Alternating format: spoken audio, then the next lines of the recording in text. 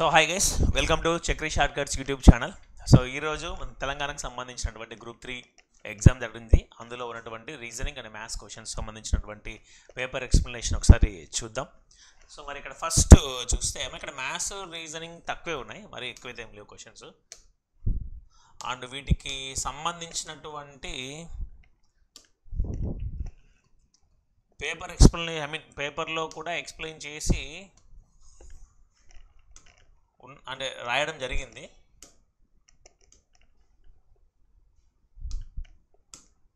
Okay,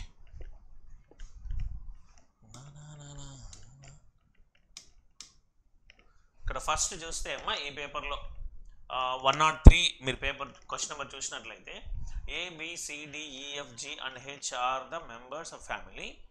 A is a brother of B and B is a daughter of C. D is the father of A. E is 3 grandchildren and B is the only granddaughter of E. Only అనే పదం వస్తే చాలా important. F is daughter-in-law of C and G is unmarried in the family. H is son-in-law of D in the family. If the number of males is the same as the number of females, then how is E related to G? ఇది వాడు ఇచ్చినటువంటి points. మరి ఆ పాయింట్స్ని base చేసుకుని మనం ఏ విధంగా draw చేయాల్సి ఉంటుంది ఒకసారి చూద్దాం. ఈ క్వశ్చన్ క్లియర్గా ఎక్స్ప్లెనేషన్ ఇస్తాను. మొత్తం ఇక్కడ ఉన్నటువంటి సభ్యుల సంఖ్య వచ్చేసి మనకు 1 2 3 4 5 6 7 8 మెంబర్స్ ఉన్నారు కదా. ఈక్వల్ మేల్స్ ఈక్వల్ ఫీమేల్స్ అంటే 4 మేల్స్ 4 ఫీమేల్స్ రావాలి యాక్చువల్గా. ఇందులో A is brother of B అని ఇచ్చాడు. A is brother of B, okay. And B is daughter of C. B అనేటువంటి పర్సన్ సికు డాటర్ అవుతున్నారు అంటే ఇంకా ఆటోమేటిక్గా ఏ మరియు బి ఇద్దరు కూడా సి చిల్డ్రన్స్ అవుతారు కదా. Nice. D is the father of A. So D is father of A అని ఇచ్చాడు. సో డి ఫాదర్ అయినప్పుడు సి అనేటువంటి పర్సన్ ఆటోమేటిక్గా ఫీమేల్ అవుతారు కదమ్మా. D is father of A. E has 3 grandchildren and B is the only granddaughter of E. అంటే వీళ్ళ parent ఎవరు? ఇక్కడ డి ఇక్కడ ఉన్నారు, ఈ.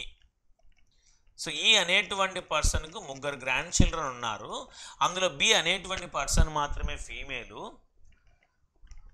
F is daughter in law of C అని ఇచ్చారు. F is daughter in law అంటే ఏకైనా వైఫ్ అయి ఉండొచ్చు, లేకపోతే ఇంకొక పర్సన్కైనా అయి ఉండొచ్చు. మరి ఒకసారి F is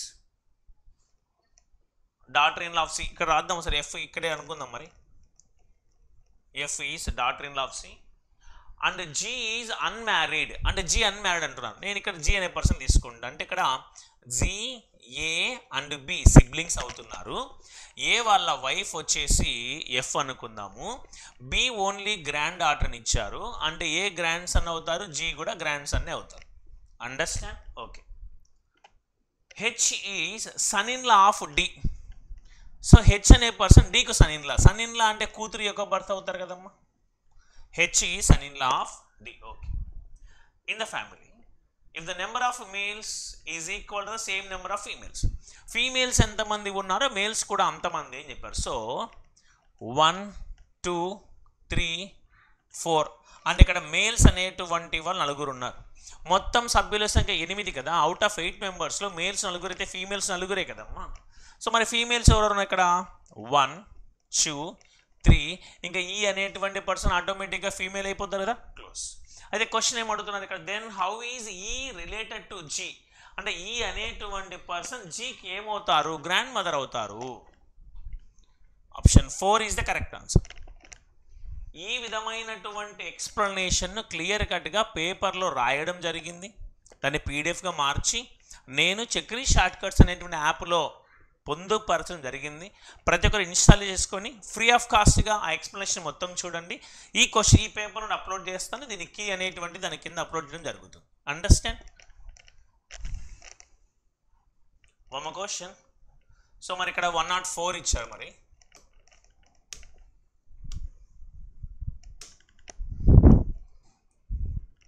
so question number 104 నువ్వు చూసినట్లయితే ఇది కూడా reasoning question. The organizer H of the gathering invited 5 guests P, Q, R, S and T. T is the chief guest of the meeting. All these 5 guests sat on the chairs which are on the left side of H. Black, blue, green, red and white. Different colors లో ఉన్నాయి మరి chairs. The chief guest T sat in the middle of the 5 guest chairs. ఇక్కడ point ఏంటంటే H అనేటువంటి person 5 మంది గెస్టులు పిలిచారు. ఈ 5 మంది ఎక్కడ కూర్చోబెట్టారంట? హెచ్కి ఎడం వైపున కూర్చోబెట్టారంట. ఓకేనా? సో ఒకసారి నీట్గా చూద్దాం ఇది కూడా. ఇలా అన్ని క్వశ్చన్స్ చెప్తే కొంచెం టైం ఇది ఎక్కువ పడుతుంది మరి. చూడండి ఇక్కడ హెచ్ 5 మంది గెస్ట్ని పిలిచారు. 1 2 3 4 5. ఇందులో చీఫ్ గెస్ట్ ఎవరంటే టీ అంట. ఆ చీఫ్ గెస్ట్ ఏం చేస్తున్నారు? మిడిల్లో కూర్చుంటాం. ఉన్నటువంటి 5 చైర్లు మిడిల్లో కూర్చుంటున్నాను. So T sat in middle of 5 guest chairs and it is white colour. మరి ఏ కలర్లో ఉందంట? వైట్ కలర్లో. ఓకేనా? దాని తర్వాత white colour. The guest P and Q did not sit black colour. మరి పి కానీ క్యూ కానీ బ్లాక్ కలర్లో కూర్చోకూడదంట. ఓకేనా? Q sat in the middle chair of the farthest 3 chairs to H. హెచ్కు దూరంగా ఉన్నటువంటి 3 చైర్లలో మిడిల్లో ఎవరు కూర్చున్నారంట? క్యూ అనేటువంటి పర్సన్ కూర్చున్నాడు. క్యూ అనేటువంటి పర్సన్ కూర్చున్నంటే బ్లాక్ కలర్లో కూర్చోకూడదనే కదా అర్థం. నైస్.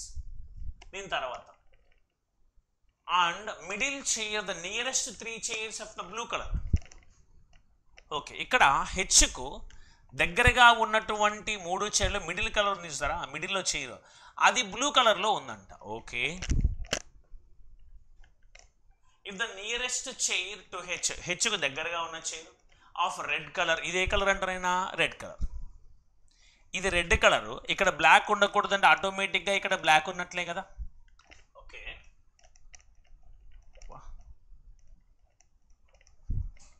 1 minute. ఓకే, సంథింగ్ ఏదో ఇష్యూ వచ్చినట్లుందమ్మా. ఎక్కడ మరి రెడ్ కలర్ ఉంది and S sat in it. So S అనేటువంటి పర్సన్ రెడ్ కలర్లో కూర్చొని ఉన్నారు. ఓకే, ద కాంబినేషన్ ఇది ఏ కాంబినేషన్స్ ఇక్కడ కలర్ చైర్స్. ఇక్కడ చూడండి, బ్లాక్లో పి అనే పర్సన్ కూర్చోకూడదు కాబట్టి బ్లూ కలర్లో పి అనే పర్సన్ కూర్చుంటాడు. పి క్యూ ఇక్కడ ఆర్ పెడదామా? S T. మొత్తం సరిపోయిందా?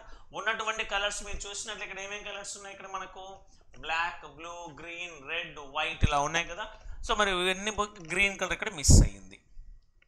ఇప్పుడు క్వశ్చన్ వాడు ఏమి ఇచ్చాడంటే ఇఫ్ ద నియరెస్ట్, ఇక్కడ కాంబినేషన్. ఓకే, కలర్స్ కాంబినేషన్ చెప్పండి. అంటే R black, Q green, T white, P blue, S అనేటువంటి పర్సన్ రెడ్ కలర్. అండర్స్టాండ్? ఈ విధంగా సెట్ చేసినటువంటి ఆప్షన్ ఏంది? P blue colour, Q green colour, R black colour. Okay, option 3 is the correct answer. Understand?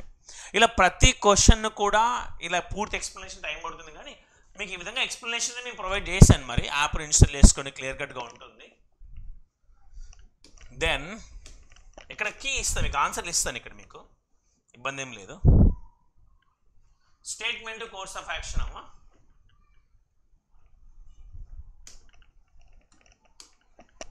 Statement చూస్తే recent reports shows that eating hot food in plastic plates is causing stomach related diseases and leading to the cancer in many cases. ఇది statement. Course of action తీసుకుంటే the government should ban the industries manufacturing these kind of plates immediately. Immediately అనే పదం కనపడింది అంటే work out కాదు. ఏది ఇమ్మీడియట్గా జరగదు. ఆ పాయింట్ మీరు గుర్తుపెట్టుకోండి. ఇమ్మీడియట్గా ఏది జరగదు. ఓకేనా? సో ఇది ఈ కోర్స్ ఆఫ్ యాక్షన్ వర్కౌట్ కాదు. We have to bring awareness among the people about the consequences of the irrational usage of plastic in the daily life. రోజు జరిగేటువంటి దాంట్లో ప్లాస్టిక్ ఎలా ఉపయోగించాలి, ఏ విధంగా ఉపయోగించాలి, దానివల్ల వచ్చే ఇబ్బందులు ఏంటనేటువంటి అవేర్నెస్, అవగాహన ప్రజల్లో ఉండాలి. ఇది కరెక్ట్. క్లియరా? మరి దీని ఆన్సర్ ఏమవుతుంది? ఇక్కడ 2 మాత్రమే. Option 4 close. సో ఈ విధంగా క్వశ్చన్స్ అనేవి ఉంటాయి ఇక్కడ మనకు. మరి ఇక్కడ చూసినట్లయితే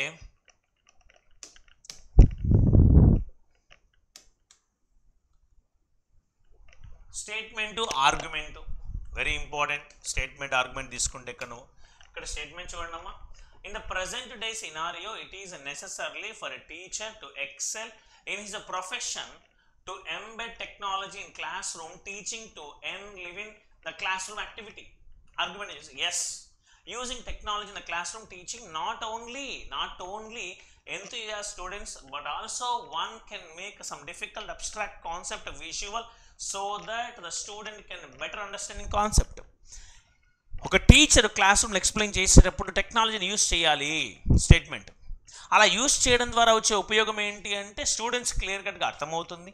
ఎక్కువ అంటే కష్టతరంగా ఊహించుకోవడానికి కష్టంగా ఉన్నటువంటివి కూడా విజువల్ క్లియర్ కట్ కనిపిస్తుంది. Correct. Second one, no, the use of technology in classroom teaching puts lot of financial burden in the students. ఇప్పుడు క్లాస్ రూమ్లో టీచర్ చెప్పడానికి స్టూడెంట్స్కి ఎందుకు బర్డన్ ఉంటుంది? సో ఇది ఇర్రిలవెంట్, అవసరం లేదు. క్లియర్. సో దెన్ నెక్స్ట్ ఇక్కడ 107 చూసినట్లయితే ఒక డైస్ ఇచ్చాడు, 2 వేస్లో ఓపెన్ చేయడం జరిగింది. మరి ఓపెన్ చేసినప్పుడు ఇక్కడ మీరు గమనించినట్లయితే చూడండి, ఇక్కడ దీనికి ఆపోజిట్ ఏముందమ్మా? 1, అంటే 3కి 1 ఆపోజిట్ ఫిక్స్ అయిపోయింది. నెక్స్ట్ ఇక్కడ దీనికి ఆపోజిట్ ఏముందమ్మా? 5కి ఆపోజిట్ 6. ఓకేనా? ఇంకా మిగిలిన నెంబర్లు ఏంటి? ఉన్నటువంటివి 6 నెంబర్లే కదా. మరి 6 నెంబర్లు ఇక్కడ 4 నెంబర్లు కనిపిస్తున్నాయి కదా, అంటే 2 and 4 అంతే కదా. నైస్. అయితే క్వశ్చన్లో then the numbers faces adjacent to the face numbers 2 అనేటువంటి నెంబర్కు పక్కన ఉన్నటువంటి నెంబర్లు ఏంటి? వ్యతిరేకంగా ఉన్న నెంబర్ కాదు. వ్యతిరేకంగా ఉన్న నెంబర్ అడిగితే ఏమవుతుంది? ఆన్సర్ 4 అవుతుంది. కానీ క్వశ్చన్లో 2 అనేటువంటి నెంబర్కు పక్కన అడ్జసెంట్లో ఉన్న నెంబర్స్ ఏంటి అని అడిగారు. అడ్జసెంట్లో ఉన్న నెంబర్స్ ఇవే కదమ్మా, 5, 6, 1, 3 క్లోజ్, 1, 3, 5, 6. ఓకేనా? Option 4 is the correct answer. Then distance question సంబంధించింది ఇది.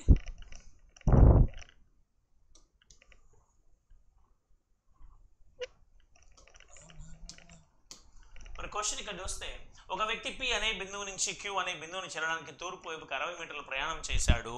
ఇది P అనే బిందువు అనుకుంటే ఇక్కడ నుంచి 60 మీటర్ల ప్రయాణం చేస్తే Q అనేటువంటి బిందువుని చేరుకోడు. ఓకే. Q నుంచి వరుసగా 50 మీటర్లు, 100 మీటర్లు, 90 మీటర్లు ప్రతిసారి అతను ఎడం వైపు తిరుగుతూ ప్రయాణించి జరిగింది. అంటే ఫస్ట్ ఇక్కడ ఎడం వైపు తిరిగాడబ్బా Q దగ్గర నుంచి 50 మీటర్లు,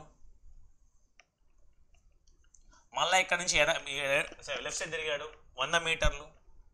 ఇక్కడ 100 అంటే ఇది 60 అమ్మా, ఇది 40. మళ్ళీ లెఫ్ట్ సైడ్ తిరిగాడు 90 మీటర్స్. 90 అంటే ఇది 50, ఇది 40. అంటే ఆటోమేటిక్గా ఈ లైన్ మనకు 40 అవుతుందా? క్లియరా? అప్పుడు R అనే బిందువు చేరుకున్నాడు, అంటే final point R. Okay.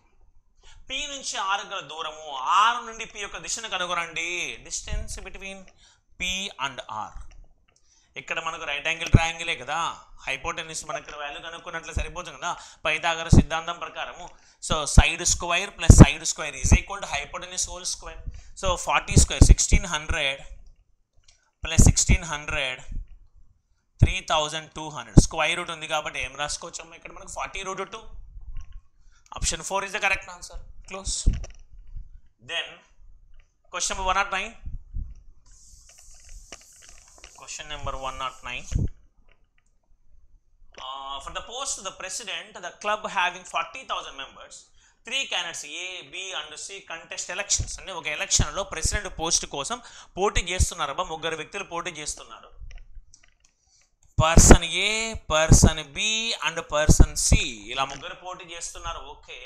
In election all the members took part with no invalid votes. ప్రతి ఓటు చెల్లింది. అంటే 40,000 మంది ఓట్లు వేశారు, 40,000 ఓట్లు చెల్లాయి. క్లియర్? 40,000 మంది ఓట్లు వేసి 40.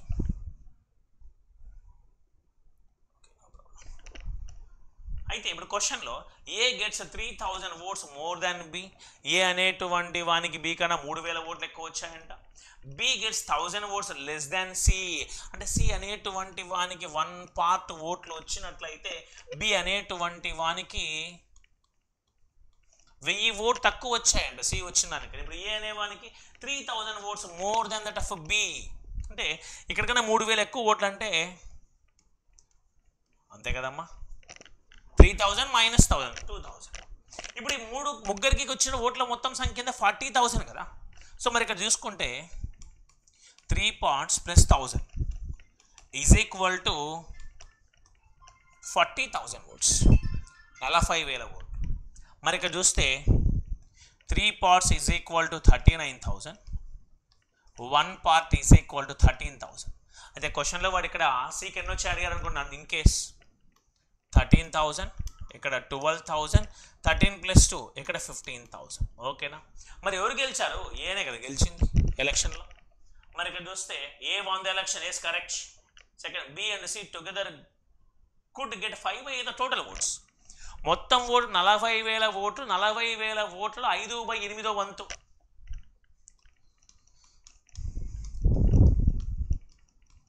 అంటే 25, ఇద్దరికి కలిసి 25,000 ఓటు. ఇది కూడా కరెక్టే.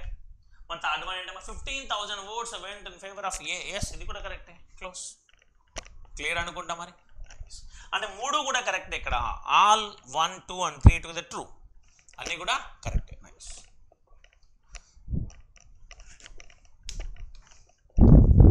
ఓకే, దెన్ స్టేట్మెంట్ ఇక్కడ చూస్తే అమ్మా, to make a trip to Ooty on 9th May, John decides to book railway tickets well in advance in the month of March itself. అరే అక్కడో మేలో వెళ్ళవలసినటువంటి ట్రిప్కు మార్చిలో టికెట్లు బుక్ చేసుకున్నాడంట ఆయన. అది వాడు ఇచ్చిన స్టేట్మెంట్. మరి అజంప్షన్ తీసుకుంటే railway reservation can be made 2 months in advance to avoid last minute rush. చివరిలో రష్ను అవాయిడ్ చేయడం కోసం ముందే బుక్ చేసుకున్న అజంప్షన్. మరి సెకండ్ వన్ ఏంటి? John can book a ticket of any desired class as there will be more vacant. అంటే తను ఏ seat అయితే కోరుకుంటున్నాడో అప్పుడు ఎక్కువ సీట్లు ఉన్నాయి, అందుకే ముందు బుక్ చేస్తున్నాడు. రెండు కూడా మనకు ఓకే అజంప్షన్ కదా. ఓకే, పాసిబుల్ అవుతుంది. సో రెండు కూడా కరెక్ట్. ఇక్కడ ఆప్షన్ 3. నెక్స్ట్ ఇక్కడ చూసినట్లయితే what is the order of the 5 words as per dictionary order ప్రకారం తీసుకోవాలమ్మా. ఇక్కడ ఉన్నటువంటి దానిలో idea, identical, identify, identity, identification, C first రావాలి. అన్నింటిలో సీనే ఫస్ట్ వచ్చింది. ఇక్కడ చూడండి CBEAD. ఓకే, ఓకేనా? దీని తర్వాత చూస్తే 112 question. If Ayushi says Payal's father Raghav is the only son of my father-in-law Manohar, then how is Priya, who is sister of Payal, related to Manohar's wife Rani? అంటే question కొంచెం క్లారిటీగా observe చేసినట్లయితే ఇక్కడమ్మా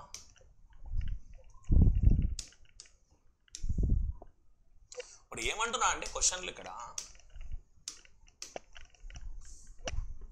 ఆయుషి అనేటువంటి వ్యక్తి చెప్తున్నారు. ఏమని చెప్తున్నారు ఇక్కడ? Payal's father Raghav, Payal's father Raghav. ఈయన ఎవరంటే ఈజ్ అంటే ఎవరంటే the only son of my father in law Manohar.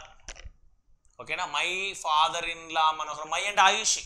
ఇక్కడ ఆయుషి అనేటువంటి పర్సన్ ఉన్నారు, ఆయుషి యొక్క పార్ట్నర్ ఉన్నారు, వాళ్ళ పార్ట్నర్ యొక్క ఫాదరే మనోహర్. ఓకేనా? ఈ మనోహర్కు is the only son of అంటే ఏకైక కొడుకు. ఎవరంటే ఆ రాఘవ్ అనేటువంటి పర్సన్ మనోహర్కు ఒకే కొడుకు అవుతున్నారు. అంటే ఇక్కడ రాఘవ్. సో ఇక్కడ రాఘవ్ అనేటువంటి పర్సన్, ఆయుష్ అనేటువంటి పర్సన్ మధ్య రిలేషన్ ఏంటి? Wife and husband. మనోహర్ అనేటువంటి వ్యక్తి కూడా ప్లస్సే కదా, ఫాదర్ ఇన్ లా ఇచ్చారు కదా. Then how is Priya? Priya అంటే ఎవరు ఇక్కడ తెలియదు. Who is the sister of Payal? మరి పాయల్ అనేటువంటి పర్సన్ ఎవరైతే ఉన్నాయో రాఘవ్ వాళ్ళ చైల్డే కదా పాయల్, మరి వీళ్ళ సిస్టరే కదా ప్రియా అంటే. క్లోజ్. ఇప్పుడు క్వశ్చన్ వాడు ఏమడుగుతున్నాడు ఇక్కడ? రిలేటెడ్ టు మనోహర్స్ వైఫ్ రాణి. అంటే మనోహర్ వాళ్ళ వైఫ్ రాణి ఉన్నారు ఇక్కడ. ఓకేనా? మనోహర్ వాళ్ళ వైఫ్ రాణి ఉన్నారు. ఇప్పుడు క్వశ్చన్ ఏమంటున్నాడు అంటే ప్రియా అనేటువంటి వ్యక్తి రాణికి ఏమవుతున్నారు? అంతే కదా? కాదు. ప్రియా అనే వ్యక్తి రాణికి ఏమవుతారు? ప్రియా అనే వ్యక్తి రాణికి ఏమవుతారు? మనోరాలుతారు. అంతే కదా? Close. Grand daughter. Understand? So ఈ విధంగా ప్రతి క్వశ్చన్ యొక్క ఎక్స్ప్లెనేషన్ మీకైతే పేపర్లో రాసి క్లియర్ కట్గా ఎక్స్ప్లెనేషన్ అయితే ఇవ్వడం జరిగింది. ఒకసారి ఆ కీ అనేది మొత్తం అంతా మీకు చెప్తాను.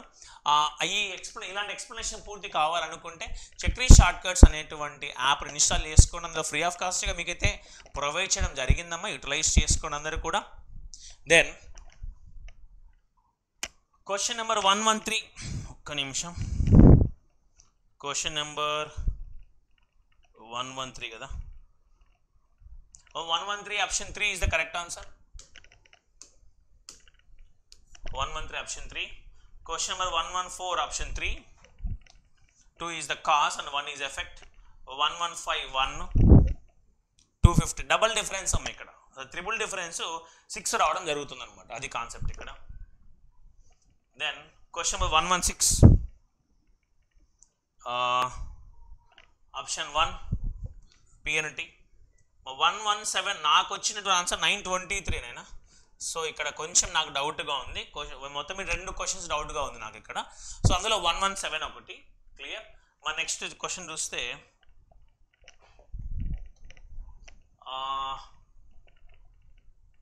118 వచ్చి 2026కి ఈక్వల్గా ఉన్నటువంటి క్యాలెండర్ 2037 మనం 4తో డివిజబుల్ చేస్తే రిమైన్ 2 వస్తుంది కదా, +11 యాడ్ చేస్తాం. ఓకేనా. క్వశ్చన్ నెంబర్ 119 తీసుకున్నట్లయితే క్యూబ్కు సంబంధించింది ఇక్కడ.